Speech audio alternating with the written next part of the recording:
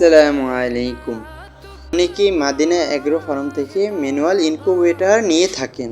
অনেকেই বোঝেন না এই ডিম কিভাবে ঘুরাইতে হয়, ডিম কিভাবে বসাইতে হয়, কিভাবে চিহ্ন দিতে হয়, ডিম কিভাবে পরিষ্কার করতে হয়। আলোচনা করব এই ভিডিওতে সব কিছু নিয়ে।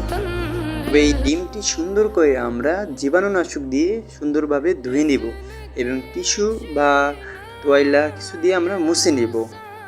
এতে কোনো জীবাণু যে না থাকে এটা খেয়াল করতে হবে, কোনো ময়লা যে না থাকে এবং কোনো ভিজা যে না থাকে। সুন্দর করে তারপর ইনকিউবেটরে আমরা বসিয়ে দিব। মুরগির ডিমগুলো আমি আগে থেকে ধুয়ে রাখছি সুন্দরভাবে। এখন আমি দেখাবো কিভাবে বসাইতে হয়।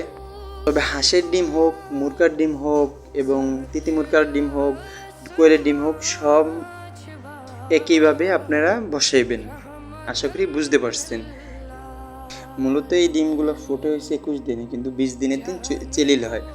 তবে আমি আর একটা কথা এই ভিডিওর মধ্যে স্পষ্ট করে বলতে চাই, আমাদের এই ম্যানুয়াল ইনকিউবেটর 18 দিন ডিম উল্টানোর পর আর ডিম উল্টানোর প্রয়োজন নেই। ওই 4 দিন হ্যাচিং চলে, ঠিক আছে? তো আপনার 18 দিন ডিম উল্টায় তারপর আর এই ডিম উল্টাবো না। কীভাবে এই 18 দিন কত বেলা ডিম উল্টাইবেন এটা মনে রাখেন। সকালে একবার উল্টাইবেন, দুপুর একবার, রাত্রে একবার, কমপক্ষে 3 বার। আর অনেকে ব্যস্ততার কারণে 2 বার উল্টায়, 2 বার উল্টাইলেও হয়, তবে 3 বার উল্টাইলে ডিমের পার্সেন্টেজটা অনেক ভালো হয়। 2 বার উল্টাইলে বাচ্চাটা বেশি ফোটে ডিম থেকে। এখন আমি 4টি ডিম নিলাম আমার মিশিংয়ের দেওয়ার জন্য এবং এখন আমি আমার মিশিংটা খুলে আপনাদেরকে দেখাবো কিভাবে ডিম দিতে হয়। ইনশাল্লাহ এই যে আমাদের মেশিন, এটার মধ্যে যারা ম্যানুয়াল এইভাবে এই মেশিনগুলো নেন, খোলার পর বা সবসময় এটা অটো বাতি জ্বলতে থাকবে, ওইটা কন্ট্রোল করতে থাকবে।